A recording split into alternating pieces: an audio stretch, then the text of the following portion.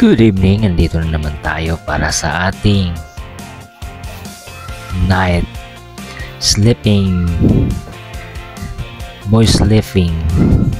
Okay, yun ang araw na to, ay yung gabi na yun ay talaga ako ay matutulog na talaga. I mean na ano ko na ito ay aking ginawa, you know. Ano ba to? Lapel o maglalaro lamang? Matutulog o maglalaro? Yung nangyari nga eh. Para kung bata naglaro dito. Yung tipong saan ko ba ididikit to? Saan ba ito ilalagay? Para kung good evening everyone, no? Sa bawat isa. So ito ang buhay ng isang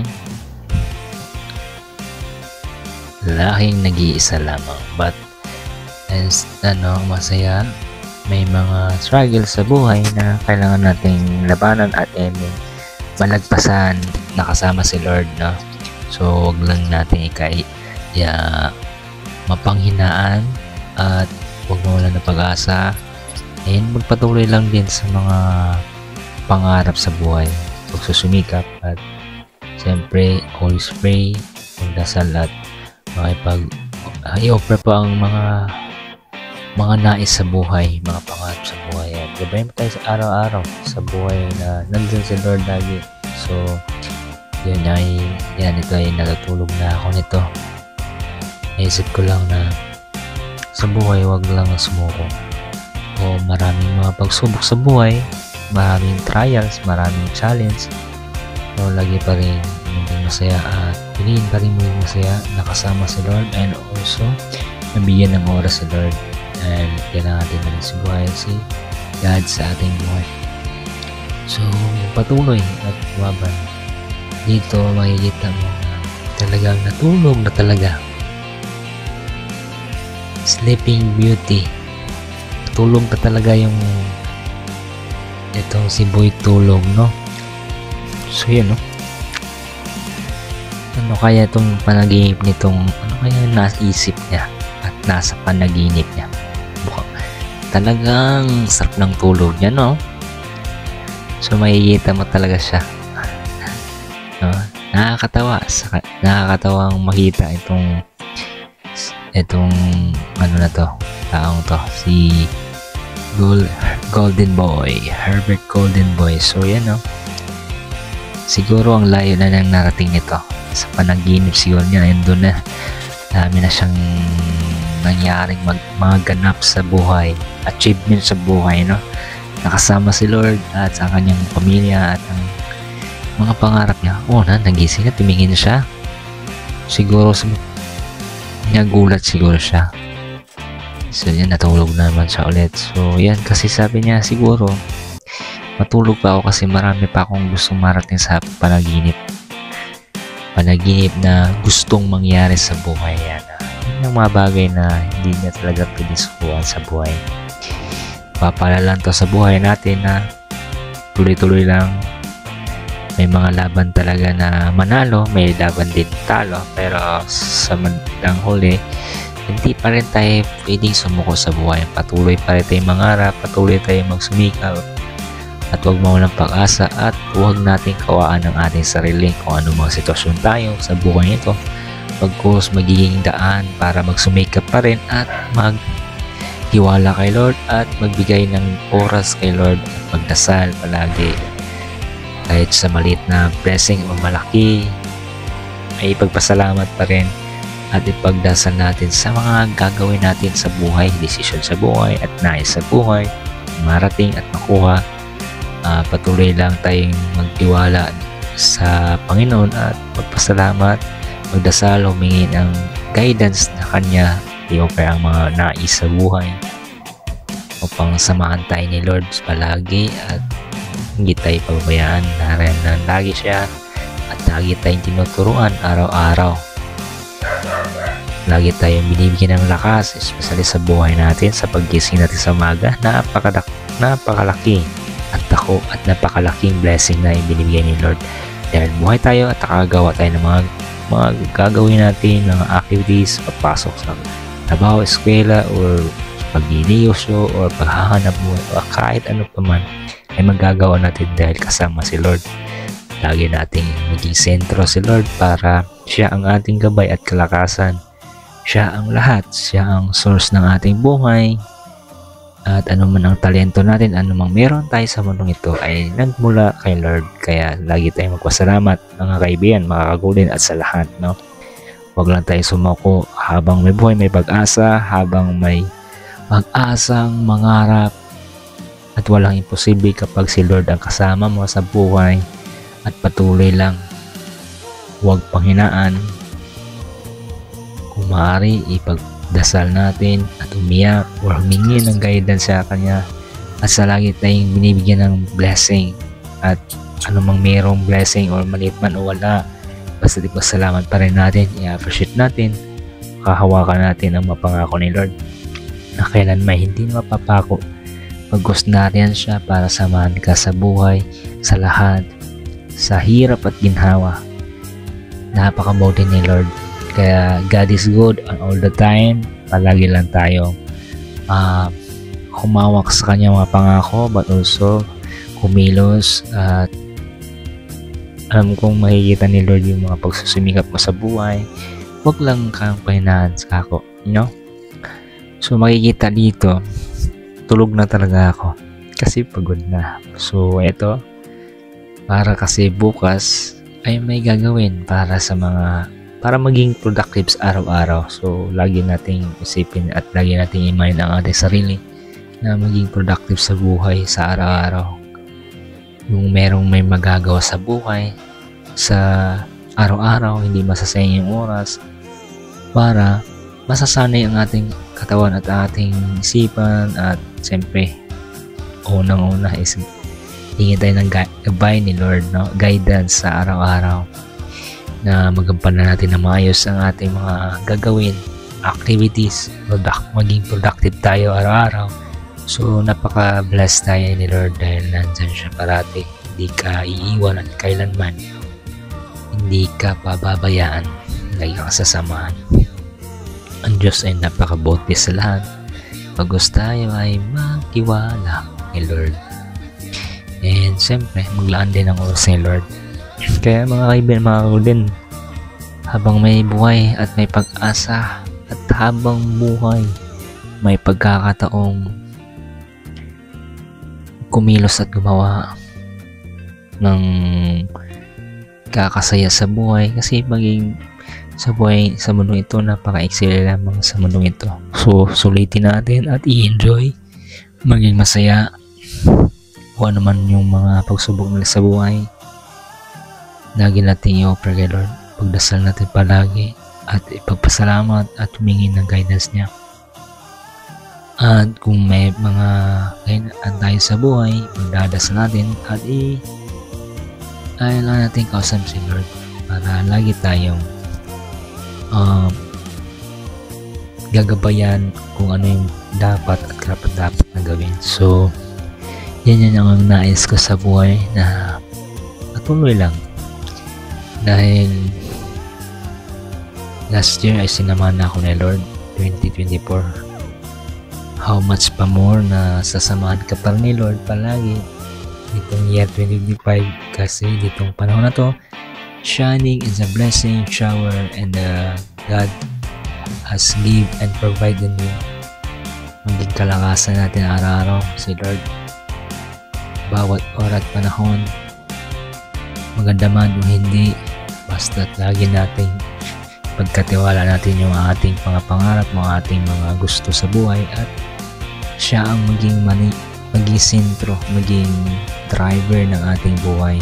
Kaya palagi lang tayong magpatuloy at magbigay din ng daan ng oras kay Lord. Kaya lagi tayong umawak at manalangin at mapit, kahit hindi tayo minsan or may panahon hindi tayo naiintindihan ng iba, pero lagi mo pa rin humingi ng gabay niya kay Lord para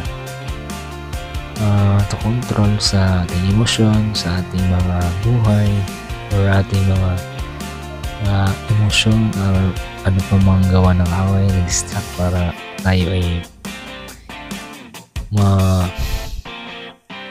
maligaw or makagawa ng hindi maganda. Lagi pa rin natin idudulog pa kay Lord at laging magtiwala. At yan ang bagay na naisip ko araw-araw na hindi tayo pabata. Darating din tayo sa puntong tatanda sa buhay. Di laging bata, laging isipin pa rin na isikap at para sa future, no? So yun ay patuloy pa rin, kasi kung lagi tayong magpa-apekto sa bawat sitwasyon o pagsubok sa buhay, yung tayo lang talaga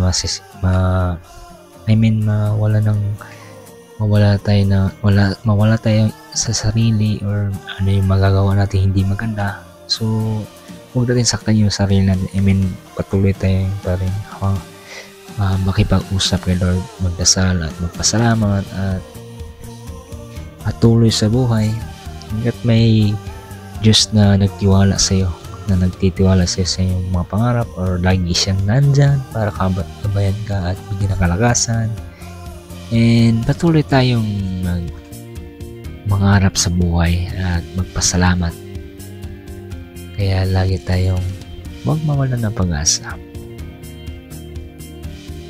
So yan mga kagulin, at sa lahat, sana ay meron kayong nakuha at natutunan sa akin, pagkat kahit ako minsan may mga time na iiyak ko, pero minsan isip ko sa sarili, hindi nga pwede tayong panghinaan sa buhay. Kailangan natin si Lord at kailangan natin magsumikap, huwag lang mawala ng pag-asa. At dito makikita mo itong nakahiga, no? Ako nakahiga, so maalala ko yung sarili ko. I will be thank kay God, so salamat kay God para nandiyan pa rin ako, patuloy na binibigyan niya ng lakas na hindi sumusuko. So yan ay nagpapatuloy pa rin sa buhay at sa may mga pangarap ko. Makeup, naglalaan din sa bawat oras ng time para gagawin ko ito para bukas palagi ready ako. So may mga time na medyo hindi tayo kanya-kanyang pinagdadaanan sa buhay at mga karanasan. So yun, dapat lang natin pagkatiwala sa kanya sa buhay na nandyan siya, at mag-iingat sa ating lahat. At ito, nakikita mo ang lalim talaga ng isip. Siguro busog na to at nakakain na siguro sa mga yung panaginip niya nito. So ang layo na siguro narating nito. Siguro baka nasa ano na to, Boracay or Canada or USA or Bohol or lutang na lutang at pagod na pagod. Sarap ng tulog niya, no? So makikita nyo, siguro gumagano na siguro tong tong taong to, no? Pero ito, proud ako sa sarili ko dahil nga kahit ganun pa man sa buhay, nagpapatuloy pa rin ako kasi tiwala at alam kong hindi ako pabayaan ni Lord. Alam kong hindi ako mabibigo. Sasamahan ako ni Lord God sa aking mga journey at sa aking pagbablog, and also patuloy pa rin naman hindi sumusuko dahil hindi naman tayo sumusuko bilang isang tao, bilang taong may pangarap. Alam kong lahat tayo may pangarap sa buhay, so nais umangat sa buhay o magkaroon ng financial or hanap buhay or magandang buhay na matatawag mong blessed tayo ni Lord. Pero sa ganun pa man is lagi tayong blessed ni Lord. And patuloy lang sa buhay na habang may pangarap, habang may gustong marating, habang merong pang magagawa, darating din ng panahon at the right time, God's timing, na yung mga paghihirap or naranasan mo sa buhay mula una hanggang ngayon at I know na hinahanda pa tayo ni Lord sa bagong or magandang blessing na nandyan si Lord para magbibigay sa atin na makamit yung mga pangarap na yun bago natin makuha man yun. Ay dito sinusukat yung ating attitude o ugali, yung magiging patient sa buhay lalo sa pangarap. Huwag magiging overthinking kung kailangan magsumikap, tuloy pa rin sa buhay para butin at huwag mawalan pag-asa at siyempre laban lang. So God is good all the time. Hinanda ka lang para pagdating ng iyong pangarap or makuha mo, will handa ka na, may handed ang mga sitwasyon o karanasan o pangyayari sa buhay. So dito lagi naman tayong tinutuloy ni Lord, lagi tayong binibigyan ng kalakasan, especially sa faith at sa buhay araw. And alam na Diyos ko ano yung mga pangangailangan mo sa buhay. So let's go and tuloy-tuloy lang, let's tuloy-tuloy lang sa buhay. And talagang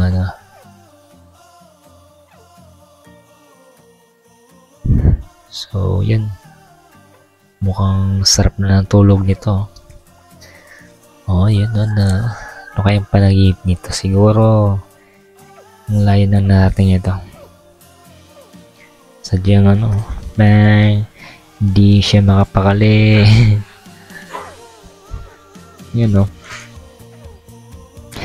di mapakali siya. So yan, napakasarap siguro matulog habang ang pangarap mo'y makakamtan. Hindi ka lang may sumuko sa buhay. Sa inoon ng dakila, lubos tayong nagpapasalamat. Diyos na buhay, siya lang ang kailangan. Di ka bibiguin at sasamahan ka kahit saan man makararating. Siya lang ang kailangan.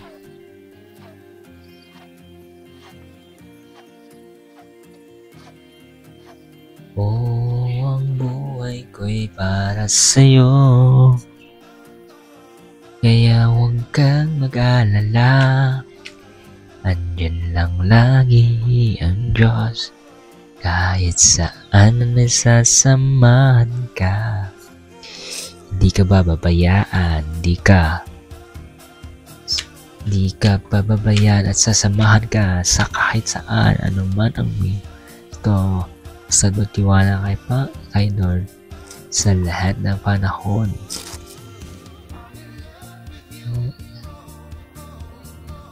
Kaya tuloy pa rin na nandito na. Tulong-tulong lang, sarap buhay, matulong-tulong lang. Ay yes to mo, hay. Gusto ko pang lagbigo, para ay. Yun Yan, sarap na ng panaginip niya ito. Saan nga kaya na ito naglakbay, no? Saan ang punta nito? Destinasyon. So makikita mo ang sarap ng tulog naman.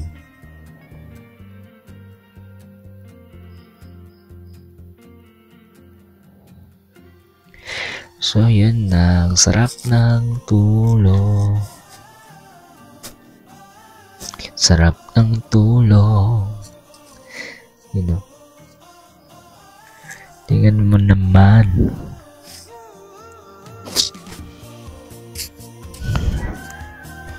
Sarap ng tulog.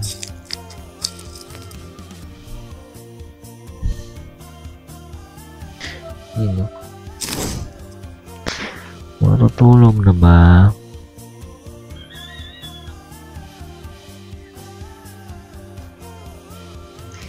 Yun o. Ang sarap na tulog.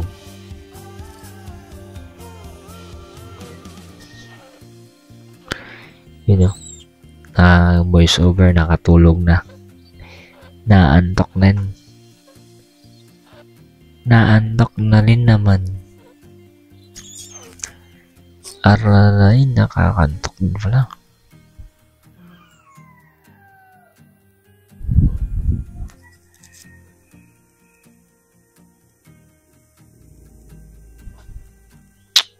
You know, ang voiceover nakatulog na.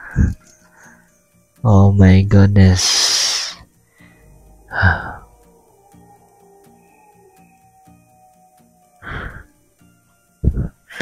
You know, sarap na natulog ko na.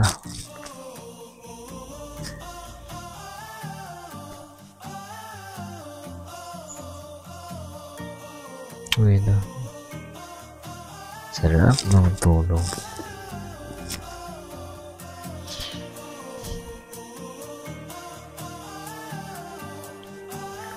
Sarap ng tulog.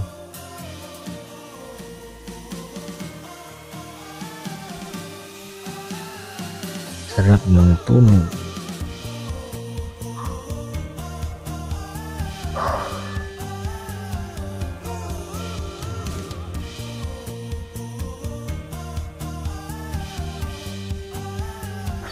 So yan o.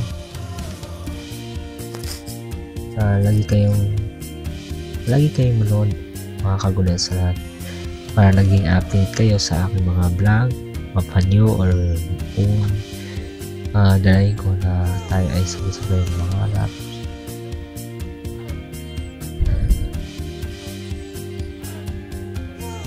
So yan, mahigit naman nun.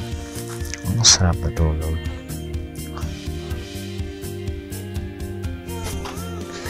So yan o.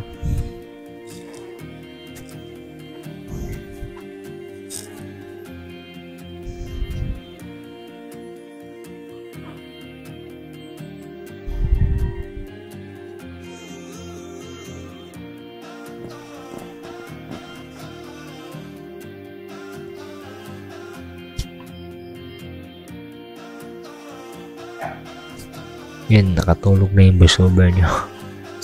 Super nakatulog na. Oh my goodness.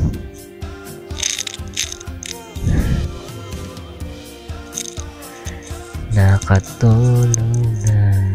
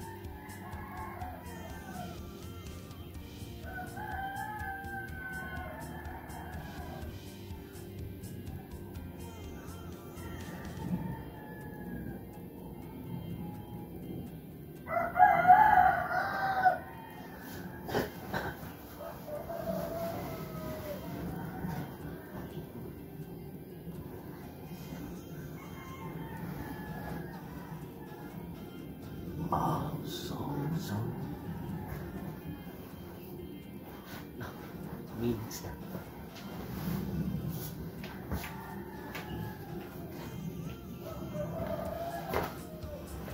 Use another. Good morning sa lahat. Tayo para sa shining and shout